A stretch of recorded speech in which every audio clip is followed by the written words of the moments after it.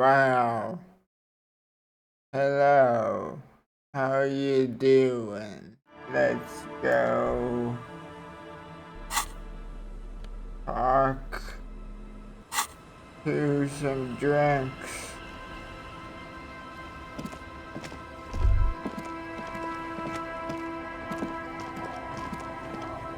You stop mid-step and put your hand on a garish necktie. That bottle, Bratan! Just look at that bottle! Where? Bottle what? In this drunk's hand, on the pipe there, glowing blue, a mysterious, otherworldly blue, filled to the brim with holy mysteries. It's hard to know what exactly your vivid interior is speaking of here, but I'm guessing it's got a lot of alcohol in it.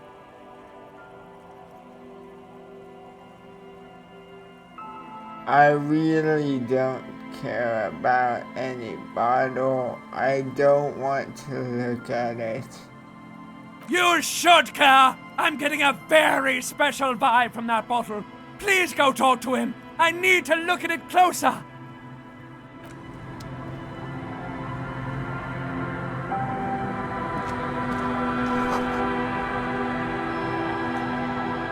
The bushes are too thick and thorny to pass through. Hey, tequila!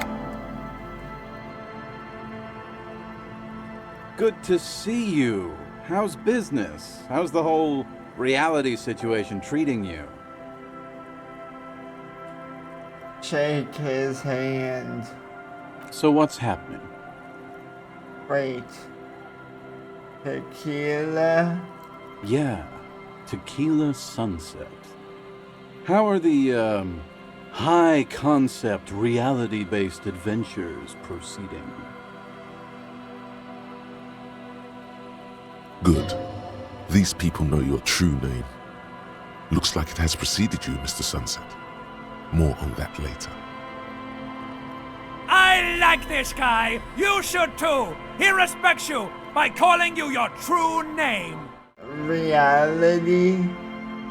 It makes me aggressively sad. I know what you mean. Sitting around with these bums, you really get to know the nitty-gritty of reality. And it isn't good. Things aren't going super well for Idiot Doom Spiral either. Haven't found those keys yet, haven't won that great piece of ass back. No word from my business buddies. This guy's your buddy. You feel it immediately. You belong to an organization, a fraternity of drunks. What do you guys do around here? We are saving the world. Please don't go. Don't go. Okay, we're drinking. We're drinking alcohol. That's what we're doing. I tried to save the world once, a long time ago, with enterprise, creativity, and willpower. But that didn't work out. So now, it's a pirate's life for me.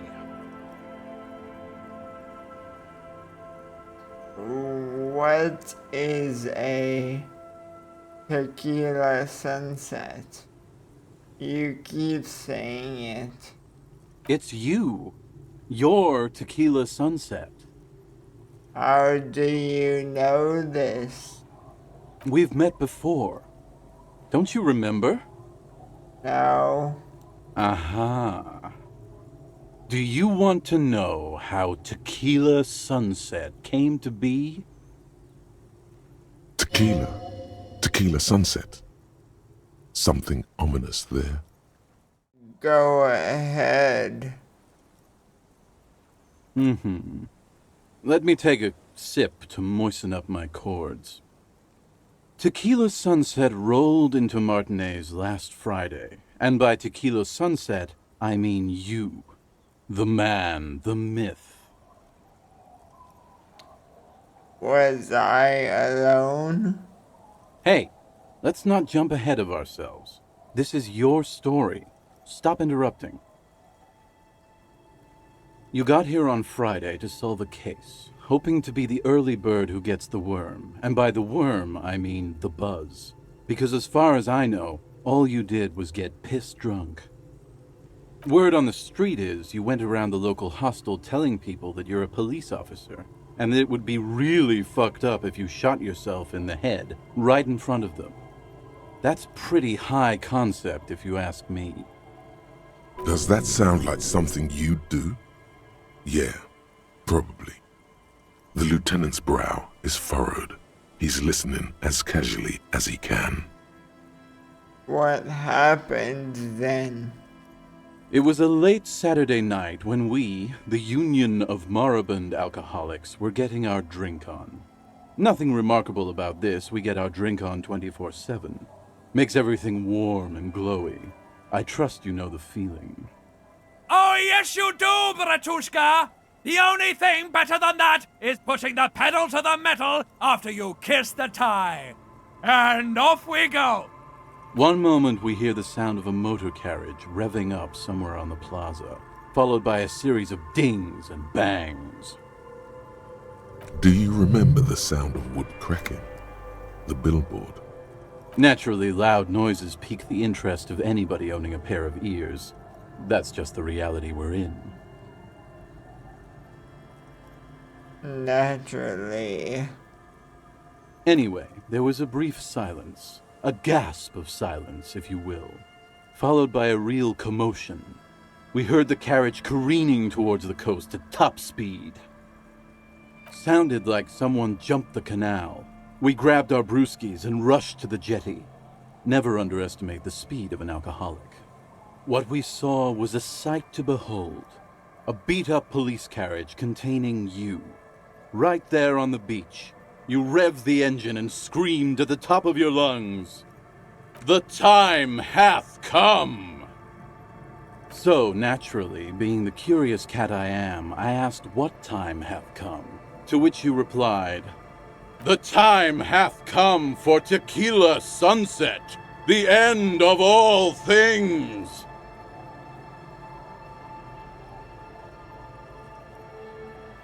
Every word I said was true. Tequila sunset will break the looms of reality. Yeah, looms. Why not? Then you jammed the pedal and plowed right off the jetty and through the ice. Your hands cramp on the steering levers. We ran towards the ice whilst you crawled your way out, miraculously unhurt, covered in seaweed and shit, like some kind of sea monster. When we finally got there, you were sitting on the beach crying. You said that your badge and uniform were in the car. It was too late to get in there, though. The carriage had sunk too deep. Recognizing a brother in need, we offered our condolences and invited you to party with us, which you naturally agreed to. What else was there to do? Thank you, brothers, for your helping hand. We asked about the whole tequila sunset thing, and you told us it was your name now and insisted that we all call you that from then on. Wait, so is Tequila Sunset an event or a name? I'm not sure. I think you were the event. Tequila sunset. You know, as opposed to a tequila sunrise, which is long gone. My real name is Harry. No, that's just what your mother called you. Your real name is Tequila Sunset. Just embrace it, brother. How long did we party for? Hours. It was an all-night drink-a-thon. Then, at some point, I think it was Sunday morning, You got belligerent and wanted to talk about Revacholian women. How they're beautiful and also whores and so on. How one of them fucked you real bad. After a short while, you crossed the event horizon, looked sullen, got up, and left without saying anything. Wow, that's quite a story. Yeah, I bet Tequila's a fucking legend around the precinct. You must be proud to work with him. If you only knew.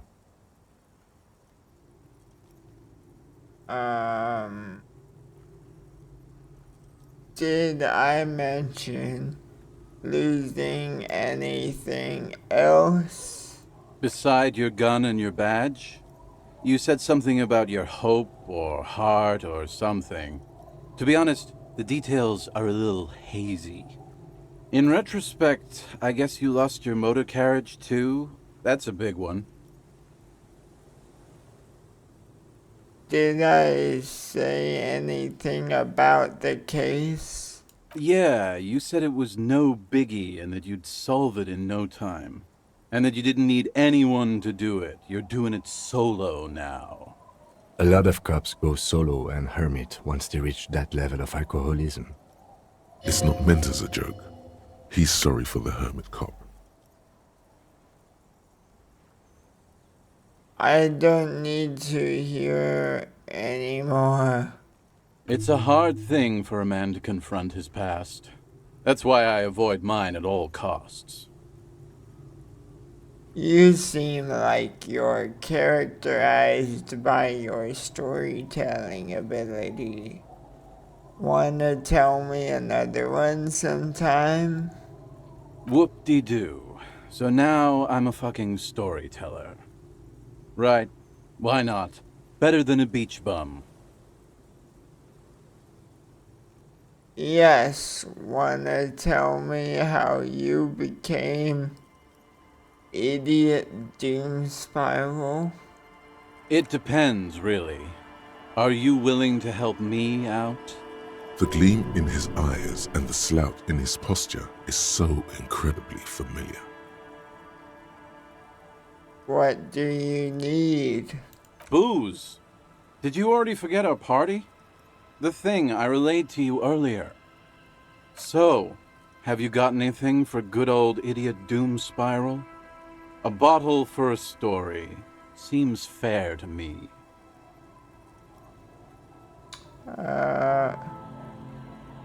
I've got some sweet Commodore Red. Classy. Hey, Spiral Boy, you gonna share that? Don't call Abigail! Shut up, guys. I'm telling a story here. Something happened to you. Something happened to me, too. My actual name is George, but around here, you already know. I was once a reasonably high net worth individual, a founder/junior partner at a high concept creative services agency. When my story begins, I had just landed a major contract with an insurance firm. Go on. I used the profits from my agency to finance what I called a cultural incubator. Abstract value generation, value per person, high concept stuff. I developed the paradigm, worked within the paradigm, but the burden of leadership weighed heavily on me. So I went jogging every so often to keep myself sane. Did the jogging help? It did. With my trusty Sansarique tracksuit, I felt like I could conquer the world. But now dreams are worn thin, much like my tracksuit. What happened? One day I left on my evening run. As you may know, it's impossible to clear your head when you're distracted by the sound of keys jangling in your pockets. He's right. It's incredibly annoying. His eyes are clouded. his dilated blood vessels encircling his irises like stinging brambles. So I removed the keyring and put the keys for the front gate and the apartment into different pockets to stop the jangling, you see. At least, that was the plan. I was halfway done with my usual lap when it started to rain. The reality situation became very wet, very quickly. Go on. I made my way back home and discovered that I didn't have the key to the front gate. I'd mixed it up with the key to the letterbox, which was useless. Naturally, the situation required me to climb over the gate, which I did. There was no climbing down because I slipped and landed on my ass. I would have landed on my feet. I've got feline reflexes. No, you don't. Whatever. The point is, reality was looking rather grim just then. Me lying on my ass in a mud pit in the middle of a heavy shower. But when life knocked me down, I always got up. So I made my way across the yard. Standing in front of my apartment door, fumbling with my pockets, I realized that I'd also forgotten my apartment key. Okay, so what happened next? I rang my neighbor's buzzers. It was late, and most of them didn't even answer. Those who did assumed I was trying to sell them something and hung up before I could even explain the situation. People are naturally wary of ad men, you see. One moment someone chats you up, 5 minutes later you've bought a box of edible lingerie and a strap-on. I don't begrudge them, especially since I was known to be one of the best. Heavy is the head that wears the crown. Just then, I experienced a moment of clarity. I still had the key to my office. I could wait out the storm there. But when I reached my office, I remembered that I'd asked one of my producers to change the locks that day. And since I hired only the best, he'd already done it, and I couldn't get in. Anyway, long story short, life spiraled out of control.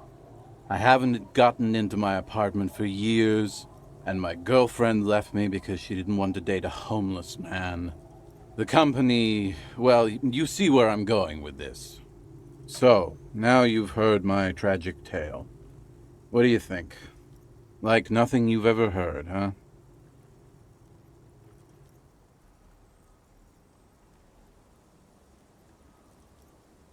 Look on the bright side. You've got one hell of a story. Yeah, maybe I've exaggerated certain parts over the years. When you tell a story too often, it begins to take on a life of its own. But what matters is that it's true to my subjective experience. Anyway, that was all the story one bottle gets you. Almost empty, this one. Be seeing you. You too, Tequila Sunset.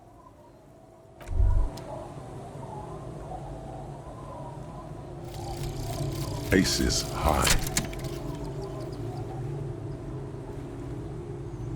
For the rest of the world, the Aces High is just a cool Revachol thing, politically neutral. In Revachol, it still holds revolutionary connotations. Also, have you looked at Lieutenant Kitsuragi's clothes? He wears a bomber jacket, just like the ones worn by aerostatic brigades, and those cargo pants could store tools for hotfixing your aerostatic. Maybe you should ask him about this. I think you should know that I can't remember anything. No response. He just arches his brow.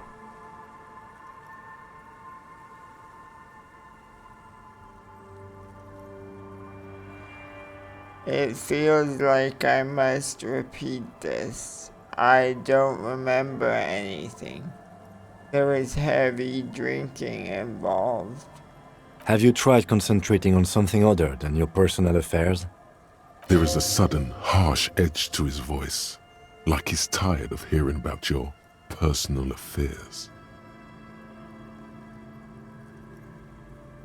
So what should I concentrate on? Try work, the case at hand. It can work miracles. Fine. Focus on other people's troubles, not your own. That is a relief. Your heart beats twice like a fist.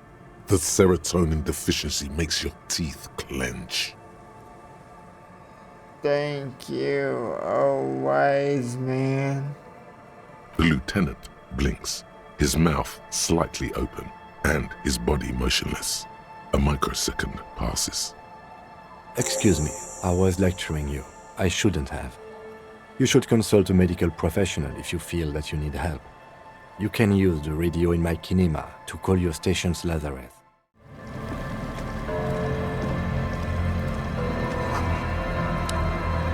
Looking back at you from the rust-colored water, oh my god, that's so deep.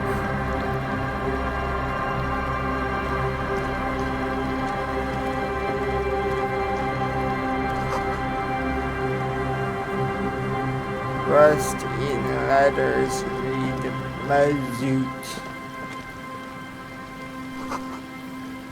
The rear tire of the motor carriage adorns the reeds.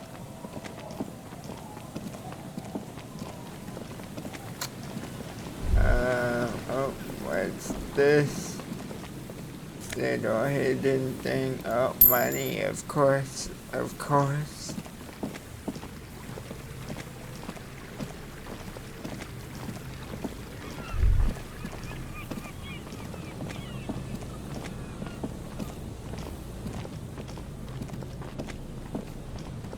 Oh, there's people up there. There's people right here as well.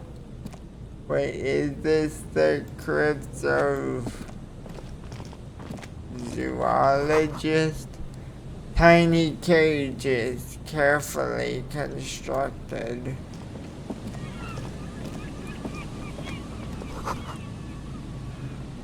These soggy larks smell of ignition fluid. Here we go. Nice and easy. No way out, little guys. Not out of this gem. There's a cylinder on the ground in which the man is arranging some netting. It looks like some kind of trap. He notices you. Who's there? Oh, the police. Hello, officers. Is that the police? Why are the police here?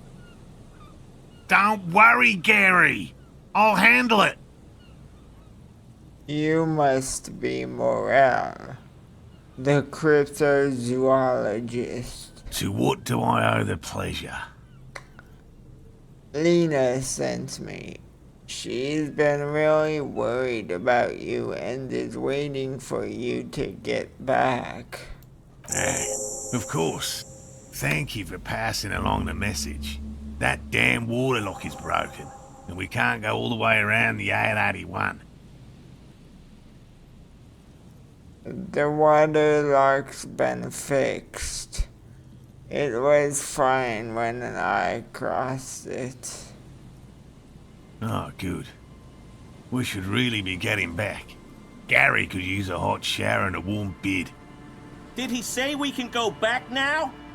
Yes, Gary! We can go soon! If you see Lena, tell her I won't be long.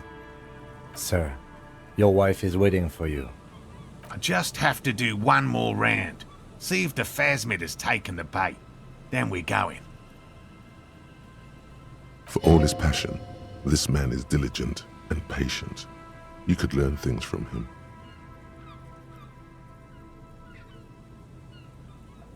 Lena seems pretty eager for you to return. And I'm eager to return to her, I assure you. But I can't leave before we finish with these traps. My wife understands that just as well as anyone. Come on, Morel. We've been soaking out here for days. It's time to go back. And leave the traps? Absolutely not. I won't let Lena down. Come on, she wants us back. I'm soaked up to my nuts over here. We'll both catch reed crabs if we don't dry out soon. I didn't know the phasmid was so important to Lena. Of course it's important to her. She's seen it. A verified sighting, on record. One of only 40th century, and it's hers. Really? She sighted the phasmid? Yes, that's how we first came to know one another, in fact. But that's her story to tell, not mine. Needless to say, you must ask her about the mysterious phasmid. Suffice to say, it's long been our dream to find proof of the Insulindian phasmid together. I can't abandon course now. His spirit may be willing, but his body might be too old to endure the rigors of the coast. Maybe you could go back to the whirling, warm up, come back to check the traps later. No, no, no. The traps need to be monitored on a regular schedule. What would we do if the phasmid were to starve while we were sipping tea at the hostel? He's dead set on this.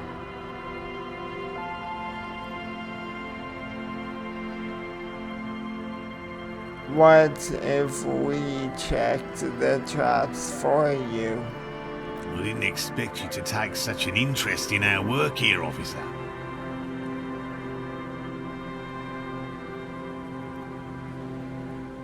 Cryptozoology and detective work are very similar. Yes, indeed. Both require a great deal of research, attention to detail, and, above all, persistence. Where are these traps? There are 4 in total. One is to the south, on this little peninsula, by the boathouses there. It's very near. Another we set in Land's End, to the northeast. It's behind a small sand dune there, on your way to the old radio tower, after the church. The third is set near the canal, where you crossed, by a concrete slab. A big thicket of reeds going up the slope, and among them, you should check at least one of those before returning to this one, since I just said it. This one's more of a technicality, but still, better safe and stupid than sorry. That seems like a lot. Do we really have time for this extracurricular venture? The pursuit of knowledge is its own justification. Is it? If you think it's important, you have been right before. What do I do if there's a phasmid in one of those traps? Bring it to me at once. Just make sure the trap is closed tight. What if I encounter the phasmid in the wild? That's highly unlikely, officer. But in the event you do, I'll spray you with a pheromone mixture I developed. It's made of musk and research chemicals. The pheromone should attract the insect to you, or at least prevent it from bolting at the sight of you. It's quite potent. Will last you about a week. Lay it on me. Wise choice. This is the smell of dying reeds, of longing crumbling into the water. I hope you're not buying this. He dispenses it without letting you touch the canister, so it would be precious like holy water. It is precious. A single dose cost me 50 real to develop. Not that I expect you to understand self-financing one's own research. I'm ready. Let's get to it. Right, which means you two can pack up and go back to the whirling. Whatever he thinks about this detour, it's clear that these men are exhausted and in need of assistance. Finally, someone's talking sense. Thank you for your help. Gary and I will start breaking down camp. If you have any more questions, now's the time to ask. We'll be gone once you get to it.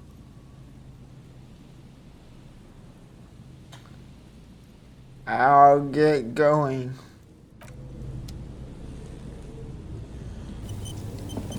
Hello, I'm Gary. Very generous of you to help us out, officer. Yellow man.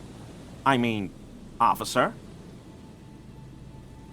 The lieutenant raises his eyebrows slightly and takes out his notebook. Yellow man? Feels significant somehow, him saying that.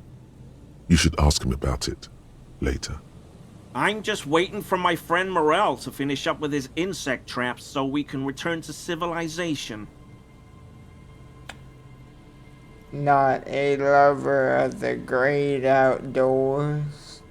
I like nature, just not this bloody coast. It's mostly drunks and degenerates that come here. Drunks and degenerates. That's my crew. Dark times will do that to good men. Serious question time. This man is no innocent. No one is. Do you know anything about the man hanged behind the whirling in rags? Oh, so that's what the RCM in Martinez is about. Great. Great to hear someone's finally taking care of that. So you do know something about it? No. Nothing. He was some kind of mercenary. But everyone here knows that. I'm just glad to hear you're looking into it. That's all. Is this your mug? My mug? Why would you think that? You said yellow man. That's not something many people go around saying. Really? I hear it all the time. All in jest, of course. No offense meant to anyone. Still seems suspicious. Did I mention the mug was found at the scene of a lynching? Okay, I admit it. I threw the mug away in the trash container behind the hostel. I know I shouldn't have, and I am very sorry, officer. You're not going to find me, are you?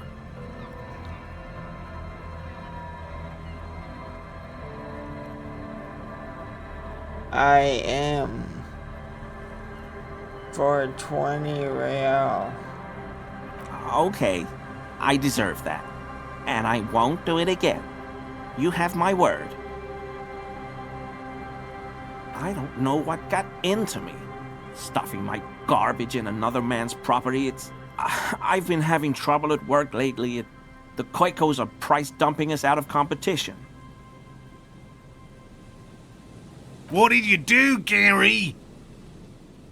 Nothing.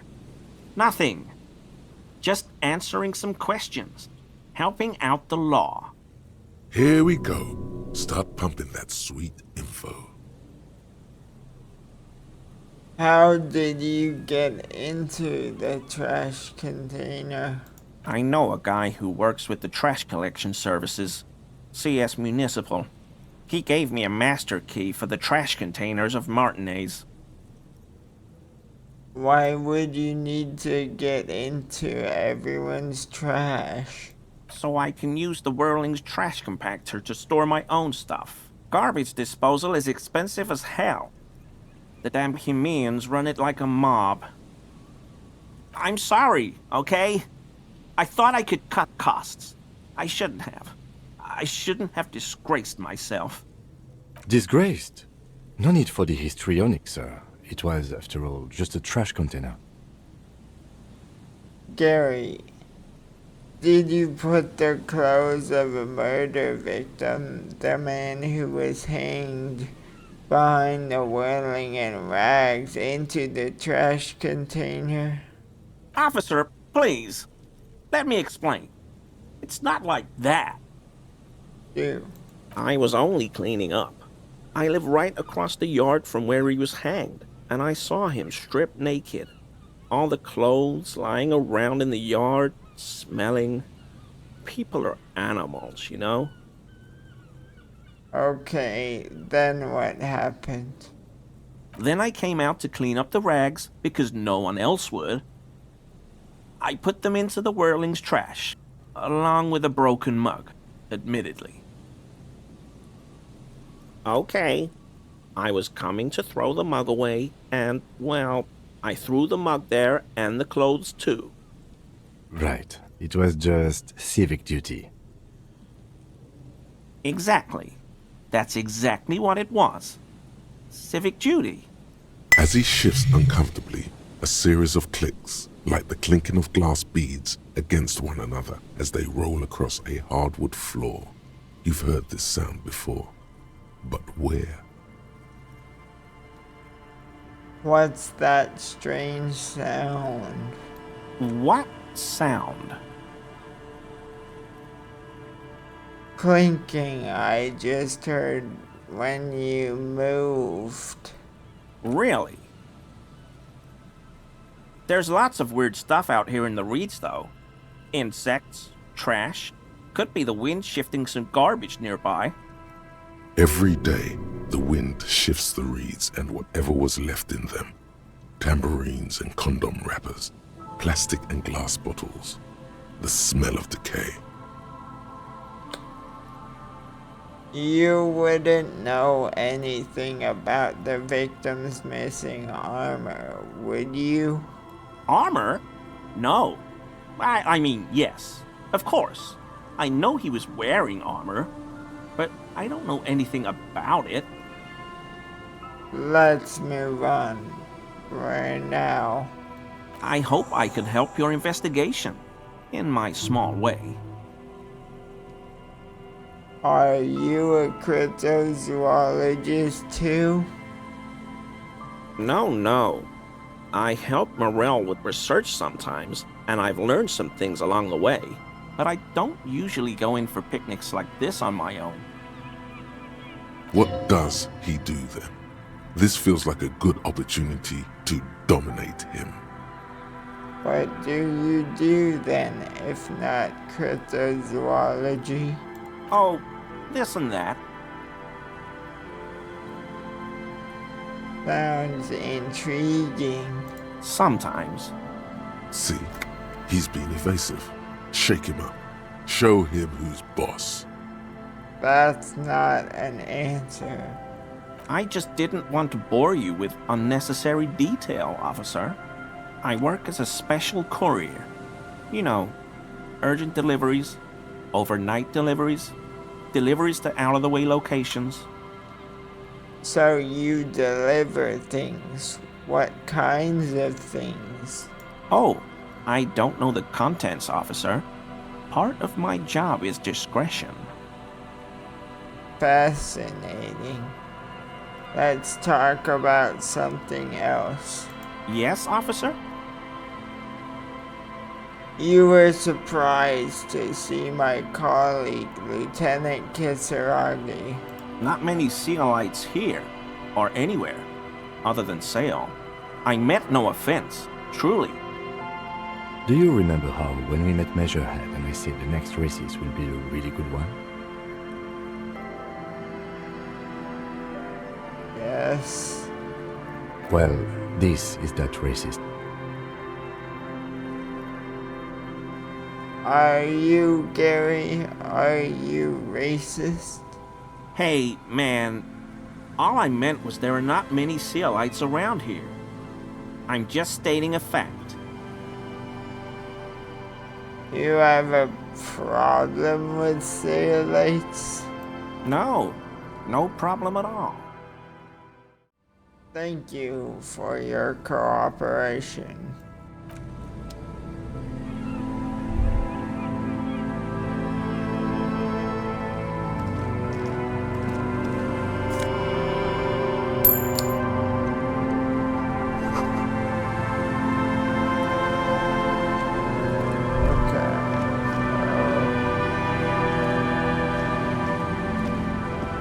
I think there should be a drop around here. That patch of reeds over there, it's a great place to hide something. Kind of out of the way, being so close to the water. Wait, I can't see anything interesting. You don't have a reason to. Yet.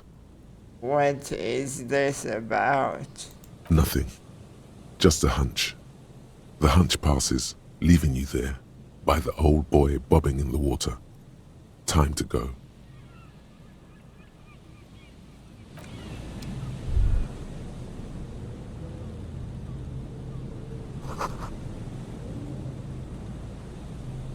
A buoy bobs in the water.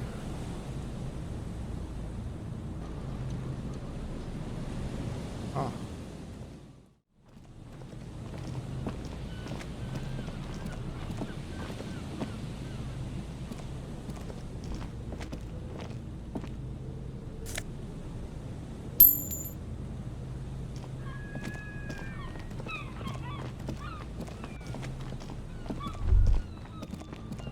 Here's the trap. One of them. There's a trap in the reeds at your feet. Looks like the same one you saw Morel set before. Same mesh, same wiring. Look around. Behind you, the ruins of a residential building rise over the reeds, shielding them from the wind. The reeds rustle confidently. When this district was booming, the reeds were kept at bay. Nothing obscured the freshly painted facades. Nowhere for drunks and adventurous teenagers to hide. Now only the wind blows. Reach for the trap. Locusts are crawling around in the trap, confused but uneaten. You see no carnivorous reed phasmid gorging on them. Big surprise. Anyway, 1 down, 3 to go.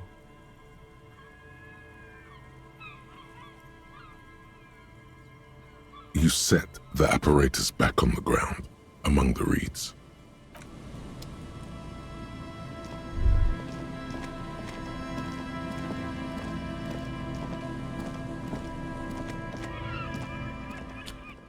The next trap is in Land's End, over in this area, I think.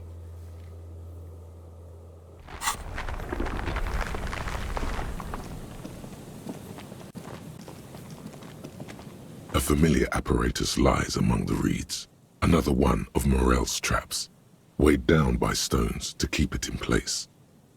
Look around. The reeds shake sadly in the coastal breeze. Snow specks the stalks. Most of it melts quickly. The reeds seem to be waiting for something. The wind picks up here, near the cape's end, surrounding the narrow strip of land from 3 cardinal directions. It's cold for this time of year. Reach for the trap. This trap is also full of panicked locusts. No sign of any cryptozoological beast inside. Another empty trap.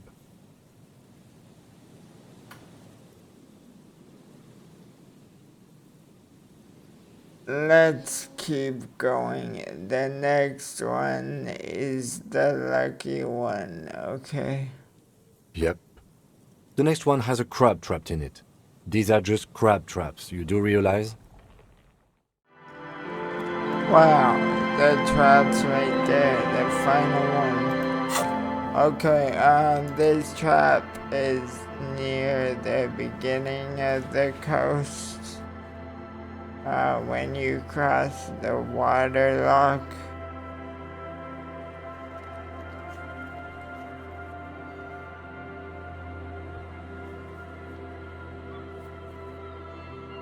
So I guess somewhere near the Martinez waterfront. I don't know, the map's kinda hard to read.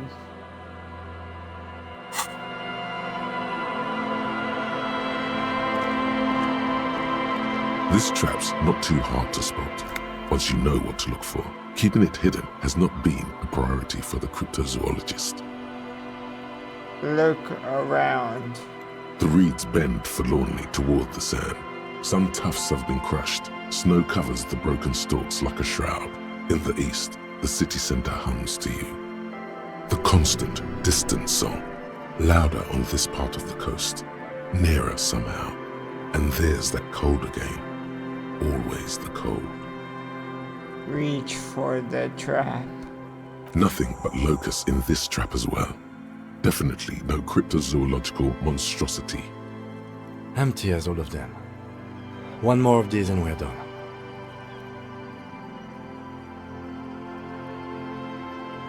Oh wait, there's another one.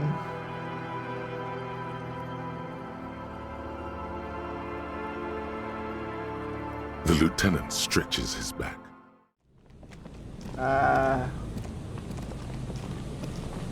Oh. Morale is gone. And I have to set check the trap he set up before he left. Okay. This is the last of the traps. The one Morel just set. Checking it over, he said, is just a technicality. Look around. The reeds by the abandoned campsite sway and tremble while the snow falls all around. It's good the cryptozoologists left. This isn't a very cozy place to stay night after night. The later it gets, the colder. Remnants of the camp can still be seen in the sand. The fire that's gone out. You feel strange, somehow. Reach for the trap. The trap feels light and silent as you pick it up. Something is different here. Look closer. No locusts.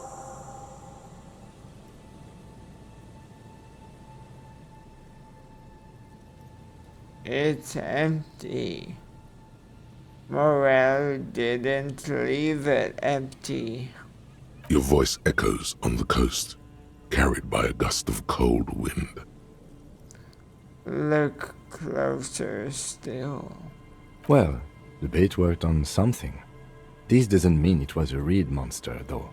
Unless you see one in there, I just see an empty trap. The netting is a little untidy, messier than the others. Like someone or something picked the trap up and shook it before dropping it back down on the ground.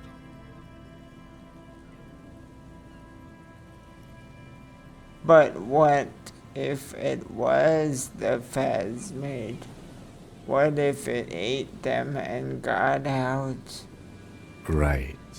Anyway, that's for the cryptozoologists to figure out now. We are not cryptozoologists. We are cops. Wow.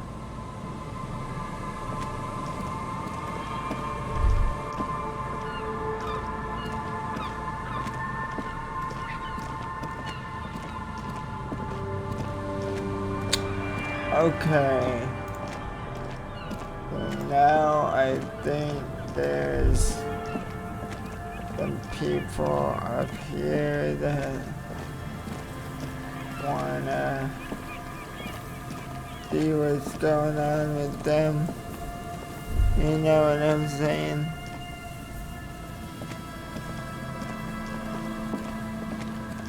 And Mikhail noticed the windows, especially with how there are no windows on the south side. This was to deal with. You officers, come to investigate the historic subtext of West Martinez? I'm Tran Hailostam. You must be Kim Kituragi, right? I was just telling my son about this building. Not a lot of people realize the historic significance here. Very rich in hypertext. Nice to meet you. Hold on. Hypertext? Yes, hypertext. Young Carp and the collection of cultural hyperlinks. He's just making up fancy words. This doesn't mean anything. You and Kim know each other? No, I can't say that we've met before, but I've heard of Kim, of course. Mikhail, say hi to the officers. Mikhail's a little tired today. We spent all night trying to run Orbis on his radio computer. Have you heard of it? It's a programming language used in Grad. Quite tricky, but he wanted to play this Grad-made adventure program. We've been getting really into worms lately. But I assume you're not here for giant worms when there are so many real things to see. Just as I was telling Mikhail before, this is where the Coalition landed in '08. We could be standing on what is the most interesting landmark in Revachol West. This man is your half-brother. You feel it. But why? What's so fascinating about an old empty building? Aha! But it's not just any empty old building. What not a lot of people know is this used to be the R&D department of Felt Electrical. And Felt, which now sells ink cartridges mostly, was once a top dog in the turn-of-the-century cybernetics boom. Hold on. What's R&D? Look at the building looming over you. It looks old and weathered, with seagulls picking apart its stone and metal carcass. Bushy undergrowth has taken hold of the collapsed rooftop. Some kind of bird has set up a nest on a broken windowsill. Wait, what's an R&D department? Apologies, it's an acronym for research and development. They don't use it anymore. You're probably more familiar with RTD, Research and Technological Development. I don't think I've ever heard of this Feld Electrical. That's not surprising. Only a vestigial ink cartridge and ferrotape manufacturer remains.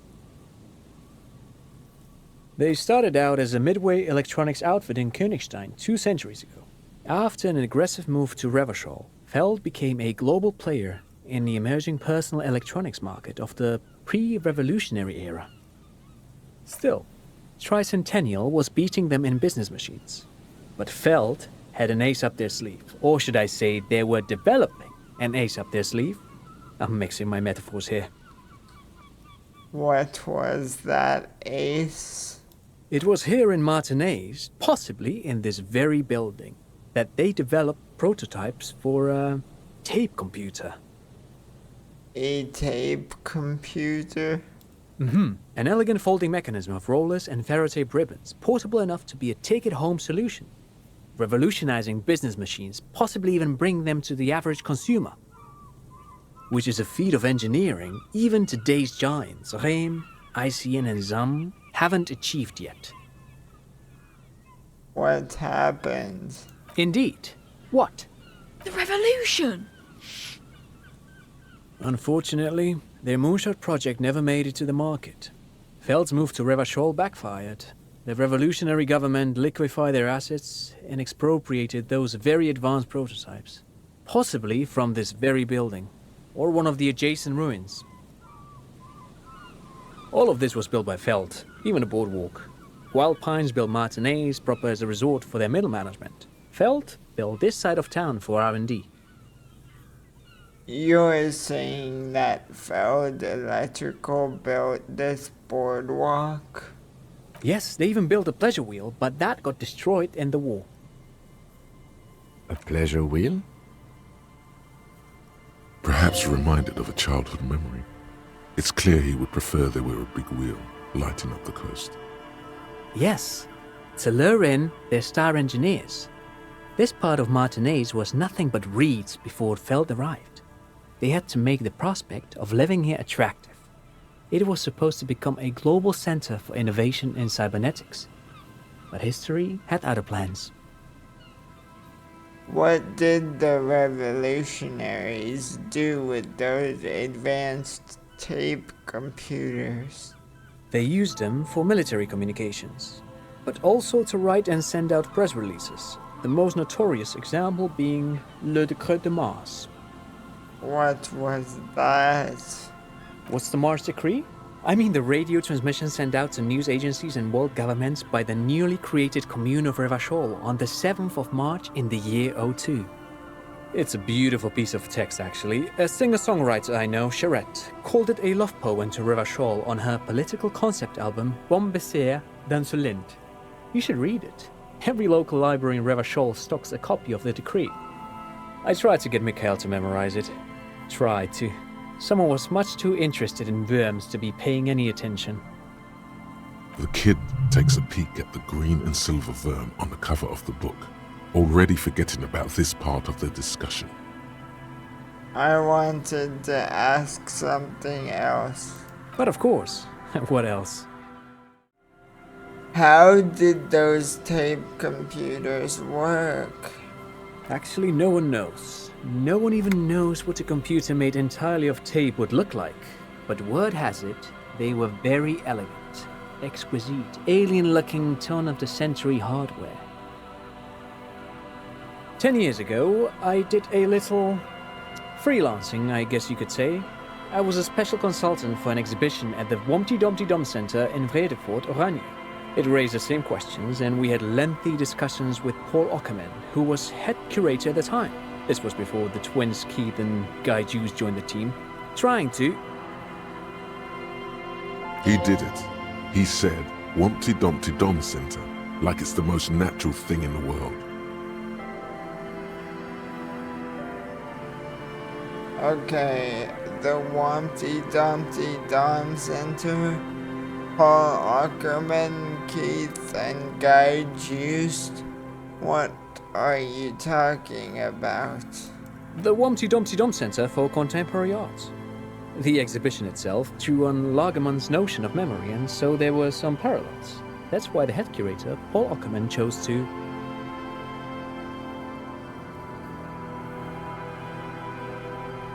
Come on, there is no place called the Humpty Dumpty Dum Center of Arts. Actually, I think there is. The Humpty Dumpty Dum Center is a place you can visit if you're ever in Vredefort and are ever in the market for an exhibition space / contemporary art research center.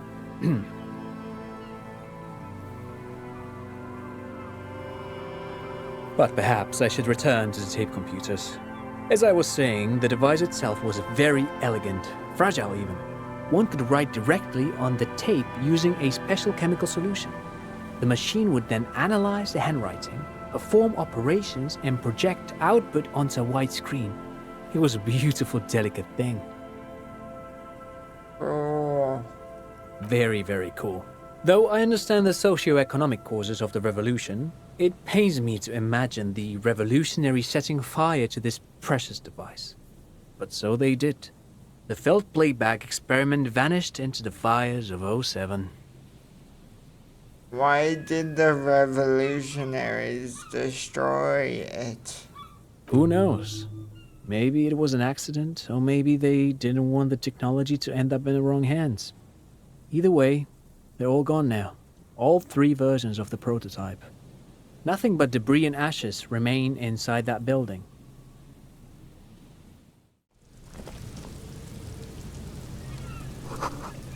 The fence blocks the path. No way on from here. There's a Fed. And more money. Okay. Another power box.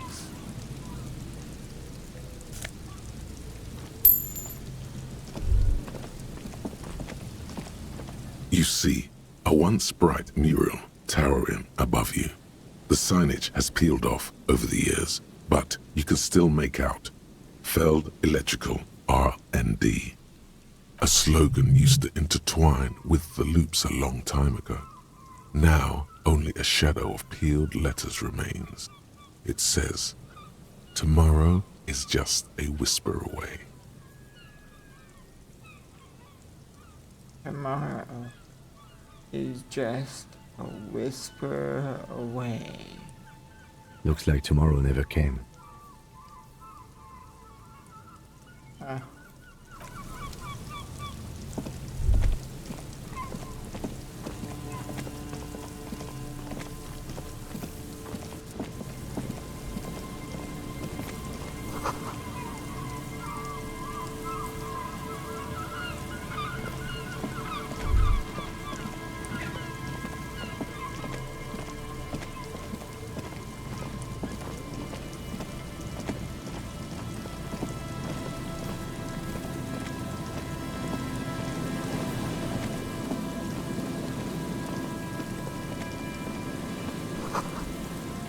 Buzz hum, the electricity flows through the wires.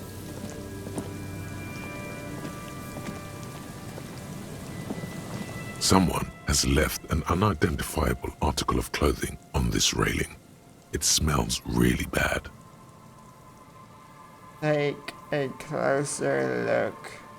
It's streaked with dried seagull shit and tangled with pieces of seaweed. A dangling arm suggests that there might be a jacket beneath the crust of filth. Please tell me you're not taking that with you. It might be a clue, though. A clue? You think our suspect is a seagull who's been defecating on unsuspecting jacket? Yeah. One of those governmental egos, you know? You should still take it.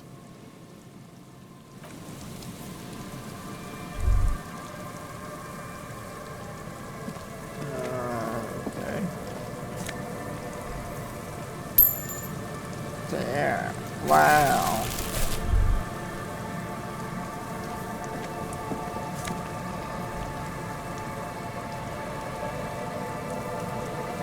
Postcard, Quran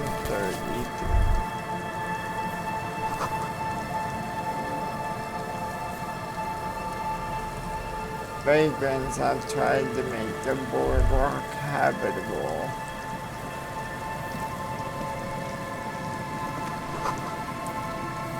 A coin-operated weighing machine had been used for a decade. Got some glasses. Mega Beano's prescription lenses. Plus 2 encyclopedia.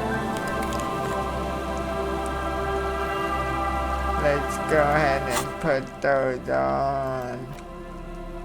Oh. I also need to switch out my hat, because I don't think I'll be able to see them.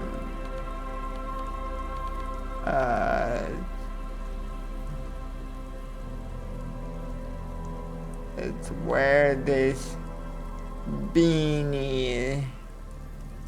Beanies are cool, okay?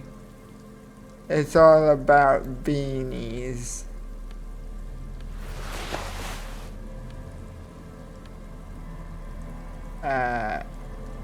Mega Beano's lenses. Wow.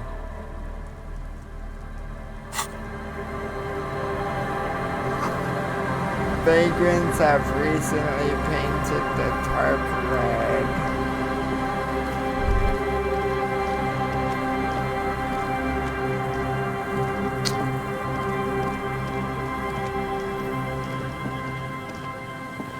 Okay.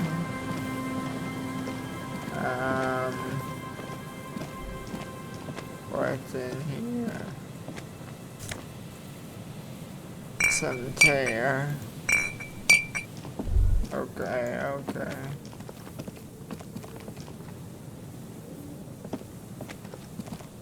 Oh, I guess this is one of those dead ends. Feel the shadow of a very large building.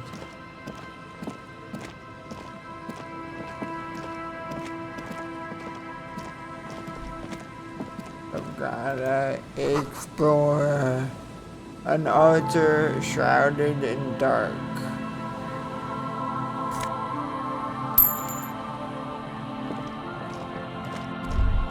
Shrouded in dark.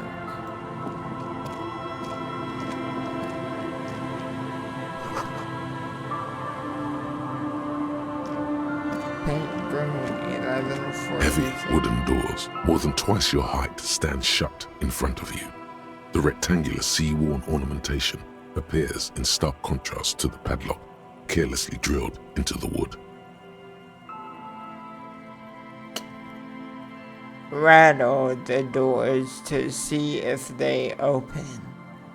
Nothing happens, only the sound of the padlock rattling against the door. I don't think that's going to work. Inspect the carpentry. The carving on the door is block-like and angular, like the church itself. Two large beams shoot downwards, sinking into the wood before they reach the threshold.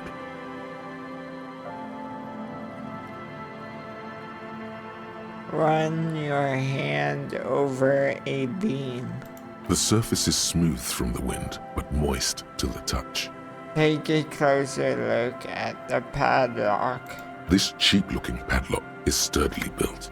It shackles together a hasp and a staple screwed into the wooden door. The lock is adorned with a yellow sticker. Look at the sticker. You see a yellow circle with two X's and a big curve below them that looks like a mouth. You're pretty sure you haven't seen it before, but what the symbol depicts is clear enough. A smiling dead guy. The curve makes it smile, and the X's make it dead.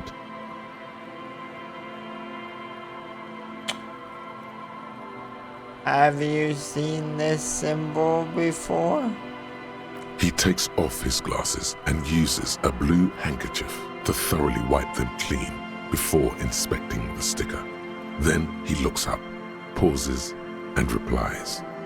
No. What does it look like to you? Looks like a dead man smiling. Suggests junior delinquency. What is suggestive of junior delinquency here? I haven't seen that sticker before, and I'm not a youth. Inspect the staple. The padlock passes through a staple that's been hastily attached to the wood. Closer inspection reveals that one of the screws is not a screw at all, but a nail. The work has been done recently and is unprofessional, to say the least.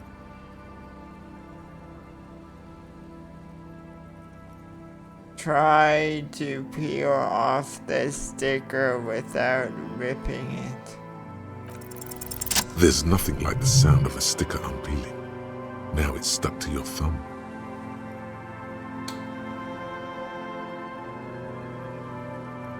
Put the sticker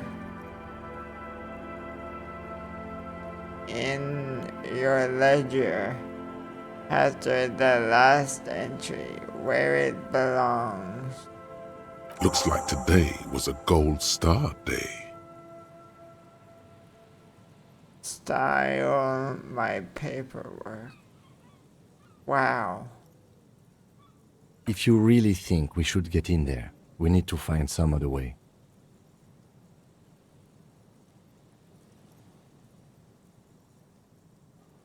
Should we start with that kick drum coming from the ice? Yes, the pulsing bass. An indication of junior delinquency. As I'm heading Back across the coast to the whirling and rags, I stumbled upon this little cabin. Let's check it out. You see a dark red chair in the dim light of the room. Wow. Bonut +2 drama. It's only a red chair. Just a red chair in an empty shack, with what looked like a dusty bow tie on the shelf. Nothing to see here, right? Hey, Kim, where are we? In someone's abandoned shack.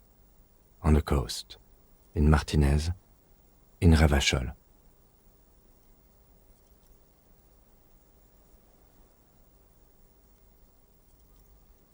Alright, let's move.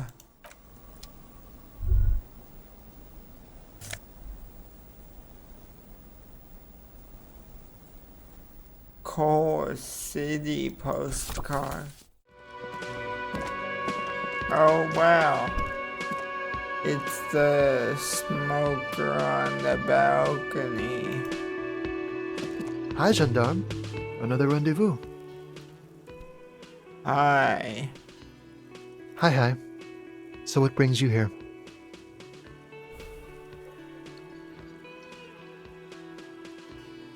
What are you doing here? Admiring the atmosphere. What about you, officer? This is where I'm going to go down in history. I'm going to sing karaoke. Really? Well, I look forward to that.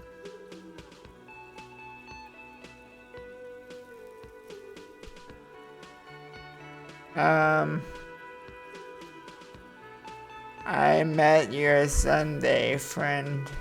You did? And how did you like him?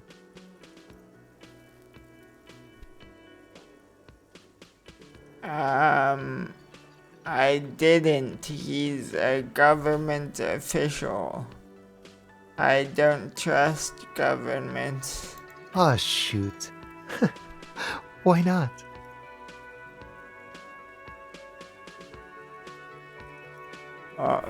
Who is he? A visitor from the first world. He's not like you and me, gendarme. He can always return. Return where? To his opportunities in Occident, Sur la Clé. Still, his coming and going brings some life to the village. Or is it just money? I don't know.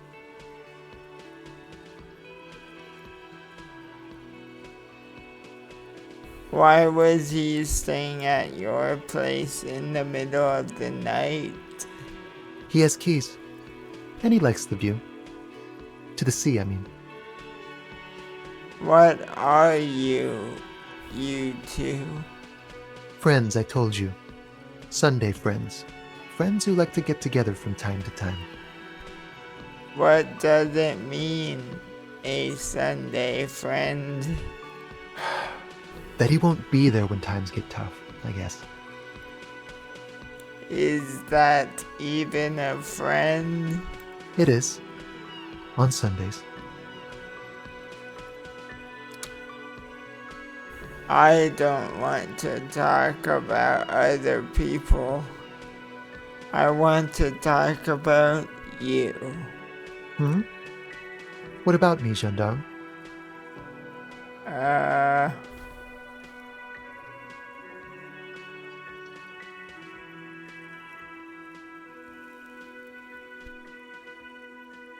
3% white check. I can't do that yet. For real. Bye-bye, gendarme. Okay. Wow. It's the cryptozoologist.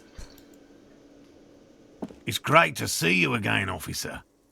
My wife can't wait to thank you. Go on, talk to her. Oh, sweetie, I don't even know how to thank you for finding my husband and helping him out. I hope we haven't been too much trouble for you. Just doing my job, ma'am. Here, I want to give you a small token of my gratitude. It's a tie, Mexican origin. The pin is an antique, quite special. The little silvery knob holding the tie together feels warm in your hand. It's in the shape of an avian skull with 8 eyes.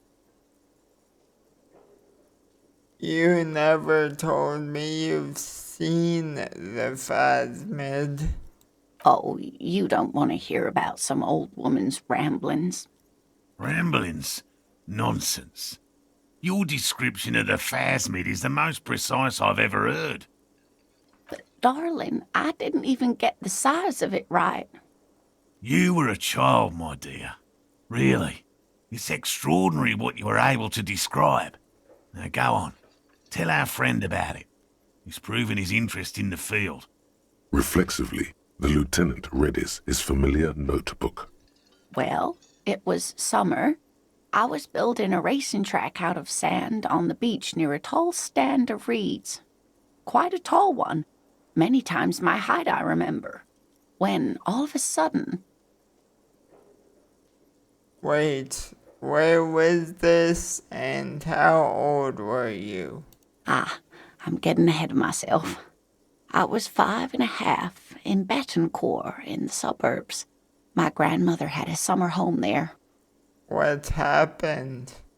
The strangest moment of my life. I looked up and one of the reeds moved. Not like a plant, but like a living thing. It stood up and looked at me. Its body unfolded like some antique toy.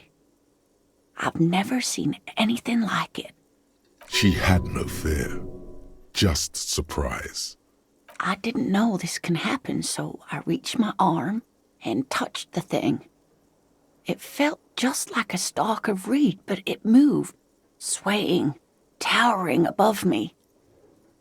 After a while, 20 seconds, a minute maybe, it left, went into the reeds. Did you follow it? I tried, but I was only a child. There was mud and high water. I couldn't see it anymore. I was just standing there knee-deep in mud, looking around me. Where did you go? Don't go. Then what? I ran back home to my grandmother and asked her if reeds could walk, and told her they were looking at me. Of course, she just laughed at me, but I knew what I'd seen. For years, it was a story I told at parties when I wanted to impress boys. That sort of thing. Of course, most people just took it as a strange, amusing anecdote. So did I, honestly. But then I met Morel. We were on a date. Can you imagine? She tells me a story, and it's the most detailed report of the Insulindian phasmid I've ever heard. The sounds. She told me it hissed. So that's how they met. This is beyond significant for them. It did, yes. Like reeds in a gust of wind. The way it moved, the colour, how some of its limbs were white, like marble. It matched perfectly with what I know from other accounts. It was amazing. If it weren't for Lena, I might have given up hope years ago.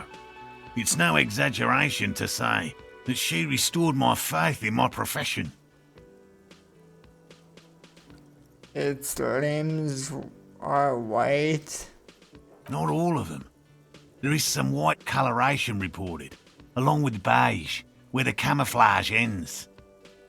How big was it? It's hard to say how big things are when you're quite small yourself. To me, it seemed to be taller than I was then, but that's probably not the case. Jim, what do you think of this? I thought it was a wonderful story, man. But I don't believe it. A child left unattended on a warm day. Children make up stories and then end up believing them. Thank you for sharing this with me. You're welcome, sweetie. I do appreciate the chance to relive it whenever I get one. It was just such an impossibly sunshiny day. So warm. And she could get up and walk right into the reeds on her own, into the mud, anywhere. That's all for now. What? Who are these guys? The woman in an RCM patrol officer's uniform winces as she notices you. I would really prefer not to talk to you right now. As Lieutenant Kitsuragi explained, a patrol officer is the lowest rank in the RCM, below lieutenant and sergeant. Hold on, you're a patrol officer of the RCM? Yes, I am. I'm a cop too. I know. He's the real deal. He has a badge.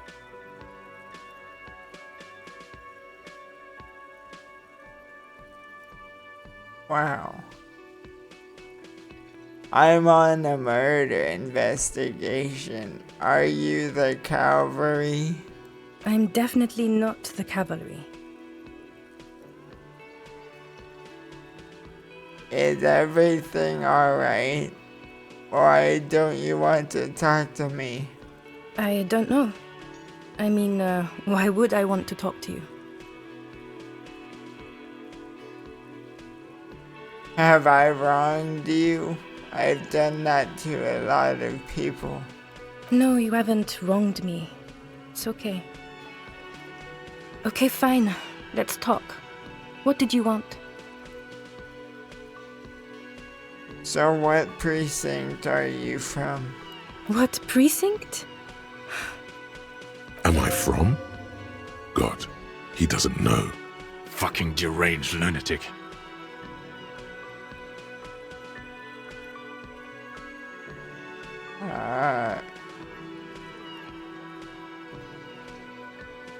You have a blue uniform and mine is black.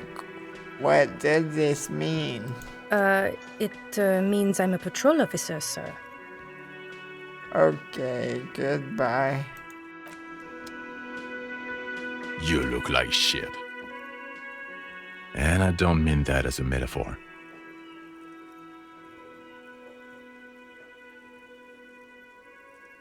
I know. It's intentional. Like undercover? Well, as far as disguises go, this is one of the best I've seen. I mean, I could swear you're an actual bum. Oh, come on, Jean. It looks like it's been a rough week on him. It's not just this week. What do you want? Don't even try to win him over. He won't. Tim, who is this guy? I'm not getting involved in this. It's not my style, he thinks, glancing at the man in sunglasses and the woman beside him. Oh boy, they're mad at him. No wonder. He just doesn't recognize them. There's something strange about this guy. There's something that binds you to him. Some kind of an outfit, maybe. A uniform. Dang, I failed that check with a 92% succeed rate. A firefighter's uniform binds us. Exactamundo. I'm going to ask you straight. Are you or have you ever been a firefighter? Well, that depends.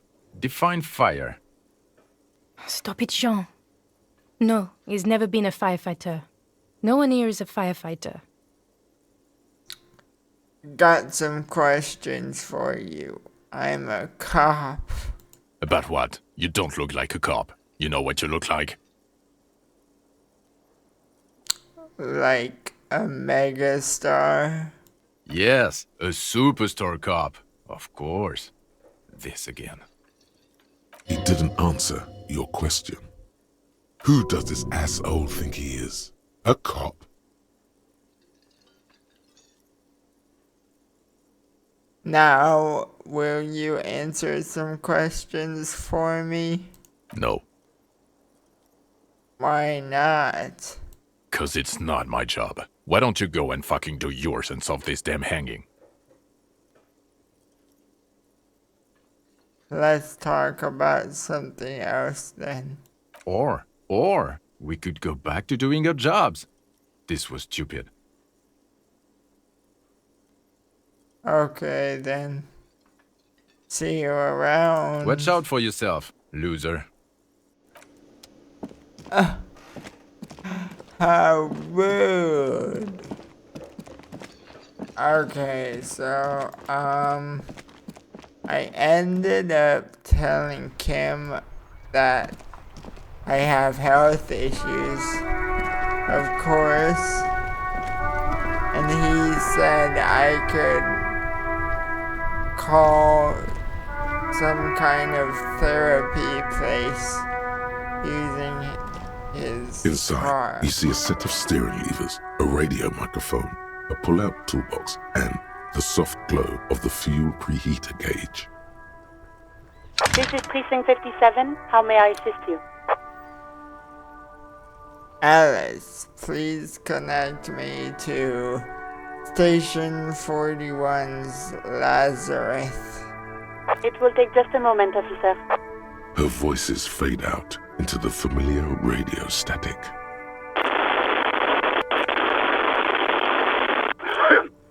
Gottlieb, what do you want? He's carelessly chewing on a piece of hard candy. I'm in a bad way, Doc. A real bad way. Oh, it's you. Was that a snarl or a suppressed groan? No love for you here. Isn't there anything you can do for me? What? You want me to do blood work for you again? Tell you just how bad things really are across the board? You want another rundown of everything collapsing inside your body? Yes, I want the truth. You want the real, honest-to-God truth? Stop drinking, eat magnesium and vitamin D. Our station is not a retirement home. We don't have the funds to deal with rock stars past their prime. So it's political. You're being neglected because of political reasons. The money is probably going to some old, oily... And no, I don't want to hear a political commentary on the topic. In fact, I got work to do. Some idiot has glued his eyelids shut with cyanoacrylate. It looks like Mactorson. It's not fucking cryoactylate. It's super glue, Doc. I guess that's it for now. Mm-hmm.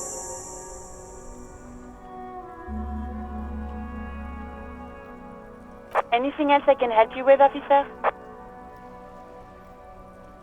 57th, over and out.